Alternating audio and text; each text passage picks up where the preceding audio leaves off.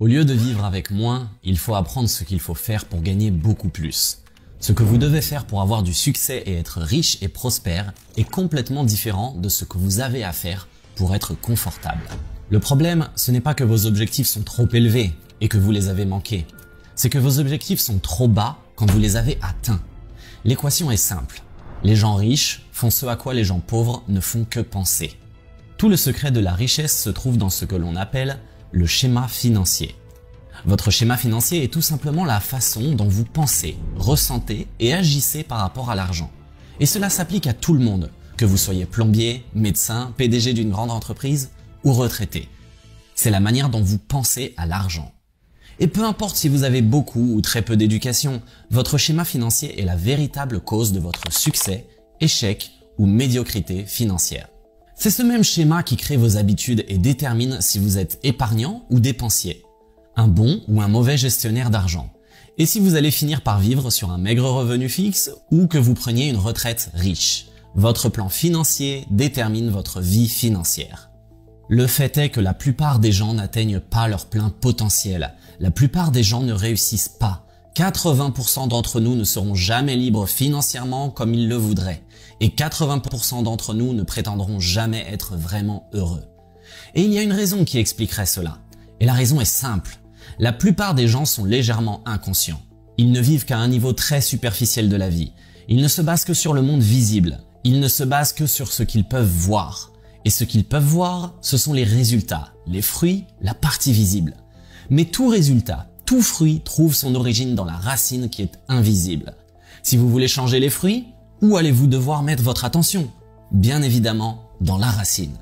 L'argent est un résultat de l'habitude financière. Le poids est un résultat de l'habitude alimentaire.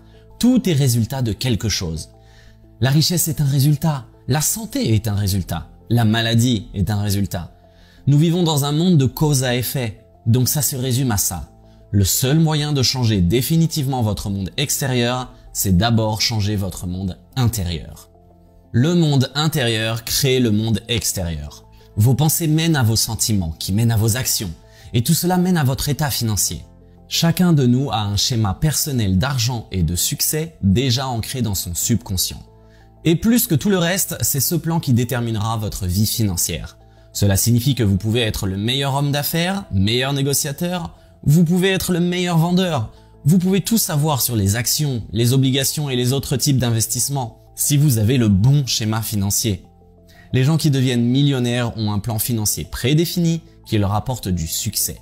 De l'autre côté, nous avons les gagnants du loto. Nous avons tous entendu ces histoires, des gens qui gagnent 5, 10, 50, 100 millions d'euros. 5 ans plus tard, la moitié d'entre eux sont revenus au point de départ comme s'ils n'avaient rien gagné. Parce que leur schéma financier est réglé pour les tirer vers le bas. Voici une histoire époustouflante de la veuve qui a tout perdu. L'histoire raconte qu'elle et son mari avaient économisé toute leur vie pour leur retraite. Et ils s'en sortaient plutôt bien. Mais à la minute même où son mari est décédé, les choses ont commencé à se dégrader rapidement. Leurs investissements ont commencé à diminuer. Le plan de retraite s'est asséché et les factures sont toutes arrivées à échéance en même temps. En 60 jours, elle était pratiquement sans un sou. Il a été découvert qu'elle avait grandi dans la pauvreté et qu'elle avait vu ses parents vieillir dans la pauvreté.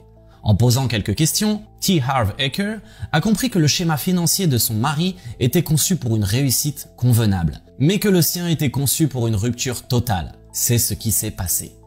Le schéma financier est formé sur la base de la programmation que vous avez reçue dans le passé, en particulier lorsque vous étiez enfant.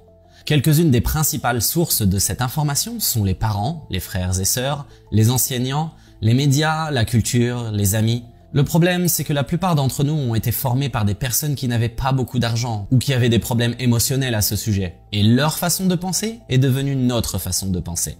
Vous avez sûrement entendu que l'argent est la racine de tous les maux, les gens riches sont avides, il faut travailler dur pour gagner de l'argent, vous ne pouvez pas être riche et spirituel en même temps, l'argent n'achète pas le bonheur, l'argent n'apporte pas l'amour, l'argent ne pousse pas sur les arbres, il faut de l'argent pour faire de l'argent, on ne peut pas se permettre, etc. Ensuite, des expressions comme l'argent de retraite, la caisse de sécurité sociale et le conseiller financier.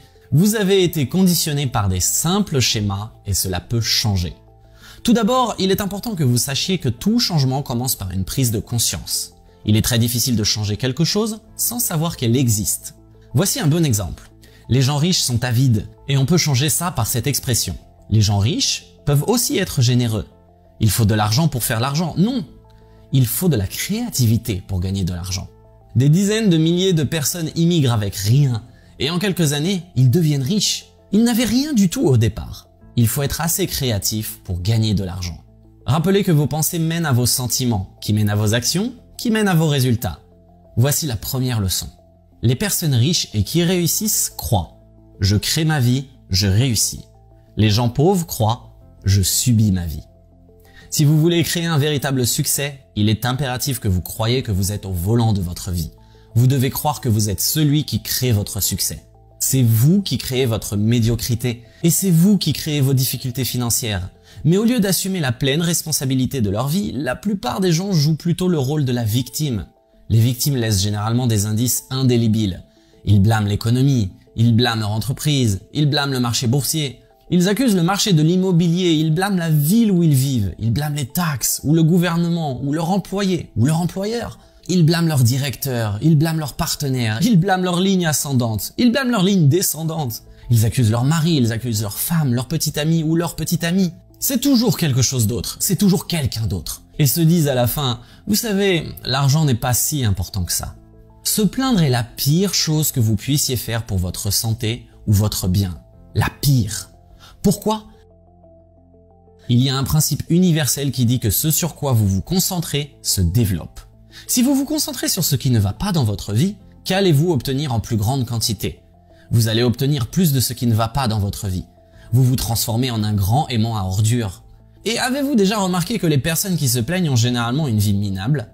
Voici donc quelques étapes riches qui vont changer votre schéma directeur et changer votre vie. Tout d'abord, ne vous plaignez pas. C'est votre choix. Vous pouvez être une victime ou vous pouvez être riche, mais vous ne pouvez pas être les deux. Donc vous choisissez parce qu'à chaque fois que vous blâmez, justifiez ou vous plaignez, vous ne coupez pas seulement votre avenir financier, mais aussi votre bonheur et votre santé. Voici une autre étape en plus de celle-ci. Commencez à prendre l'entière responsabilité de tout ce qui se passe dans votre vie, surtout quand il s'agit de votre argent. Vous devez vous dire « Je suis l'acteur de mon succès financier ». Voici un exercice. Envisagez vos objectifs financiers en fonction de deux éléments. Le premier est en termes de revenus. La deuxième est en termes de valeur nette. Et prenez un moment pour y réfléchir. Disons que l'un de vos objectifs financiers en matière de revenus est de gagner 100 000 € par an. Ni bon, ni mauvais. Dites simplement 100 000 €. Et disons que votre objectif pour votre fortune nette est de 1 million d'euros. Maintenant, voici un autre secret de la richesse qui est la deuxième leçon. Les gens qui sont riches et qui réussissent jouent au jeu de l'argent pour gagner, alors que la plupart des gens jouent pour ne pas perdre. La plupart des gens jouent le jeu de l'argent de manière défensive, au lieu de le jouer offensif. En sport, chaque fois que vous jouez un match strictement en défense, quelles sont vos chances de gagner ce match? Très minces et très inexistants. Et la préoccupation première de la plupart des gens sont la survie et la sécurité. Alors quel est votre objectif? Quel est votre véritable objectif? Quelle est votre intention? L'intention des gens riches est de créer l'abondance. Alors que la plupart des gens, leur intention est d'avoir assez d'argent pour payer les factures ou juste s'en sortir. Ou encore cette phrase « Je veux juste gagner de l'argent et avoir une vie décente ». Et vous savez quoi? Grâce au pouvoir de l'intention, c'est exactement ce que vous allez obtenir. Pas un centime de plus. Il y a des millions de personnes en bonne santé, incroyablement intelligentes, qui ont essentiellement échangé leurs rêves contre la sécurité. Et voilà le truc. Leur vie entière tourne autour de leur budget qui est totalement serré. Quelle façon de vivre quand votre budget vous dirige? Tout ceci est un plan basé sur la peur. Pourtant, le fait est qu'il y a des douzaines, si ce n'est des centaines de seniors qui ont créé plus de richesses en seulement 2 ans, plus que ce qu'ils ont créé durant leurs 50 dernières années. Tout dépend de votre intention. Tout est dans la façon dont vous pensez. Le confort ne mène pas à la richesse. Ce que vous devez faire pour avoir du succès et être riche et prospère est complètement différent de ce que vous devez faire pour être simplement confortable. On sait tous que le confort ne mène pas à la richesse. De l'autre côté, si vous optez pour la richesse, vous finirez probablement par être à l'aise. Il y a un dicton qui dit que si vous visez les étoiles, vous allez au moins toucher la lune. La plupart des gens ne visent même pas le plafond de leur maison et ils se demandent quel est le problème. Le problème de la plupart des gens est le suivant. Ce n'est pas que vos objectifs sont trop élevés et que vous les manquez, c'est que vos objectifs sont trop bas et que vous les avez atteints. T. Harv Eker dit que vous devez réécrire vos objectifs financiers et il veut que vous ajoutez un 0 à chacun de vos objectifs. Pour l'exemple qu'on avait pris précédemment, au lieu de viser un revenu de 100 000 euros et une fortune nette de 1 million d'euros, visez plutôt un revenu de 1 million et une fortune nette de 10 millions d'euros. Et quand vous regardez ces nouveaux objectifs, comment vous sentez-vous? Quelles sont les pensées qui tournent dans votre tête? Combien d'entre elles pourraient vous mettre un peu mal à l'aise? Est-ce que ça pourrait être un peu effrayant, un peu irréaliste? 1 million d'euros par an?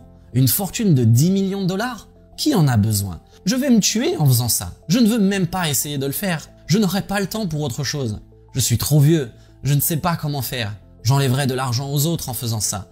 Quel que soit le but que vous vous fixez en regardant ces deux nouveaux objectifs, votre schéma financier est la seule chose qui vous empêche d'avoir de plus gros chiffres.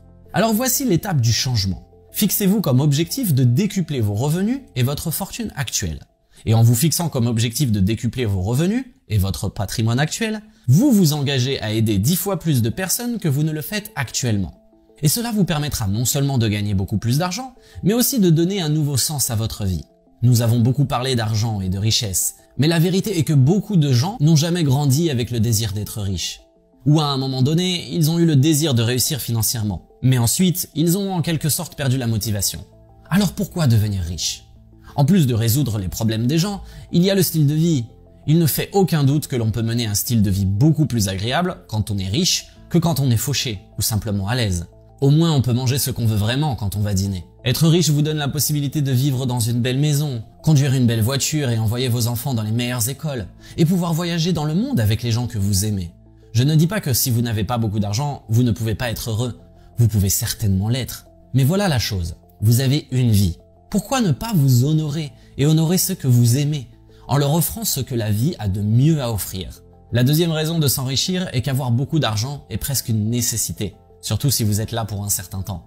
T. Harv Eker n'aime pas l'idée de devoir compter sur quelqu'un d'autre, comme le gouvernement ou une pension d'entreprise, pour prendre soin de vous.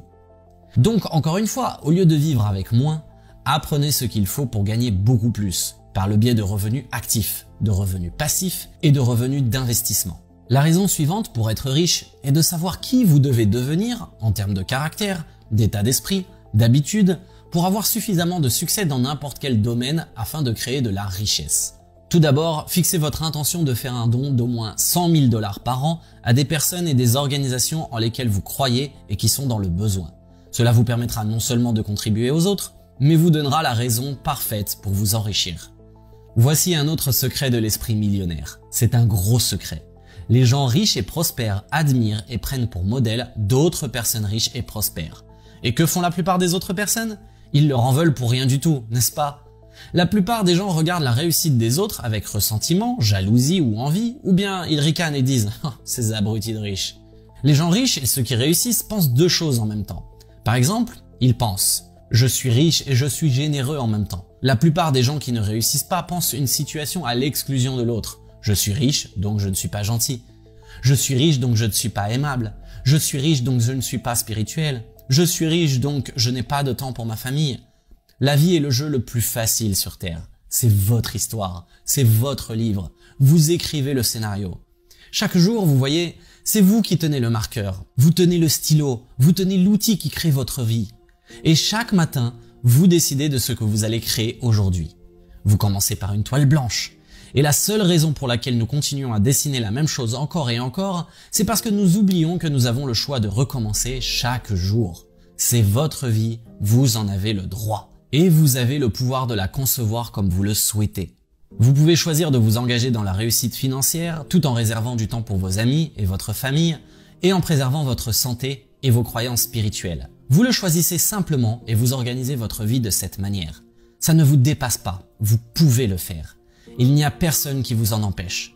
Tout d'abord, engagez-vous à façonner votre vie comme vous le souhaitez. Fixez une intention sur la façon dont vous voulez que votre vie se présente dans tous les domaines. Mettez l'accent sur l'argent, les affaires, la famille, les amis, la forme physique et le plaisir.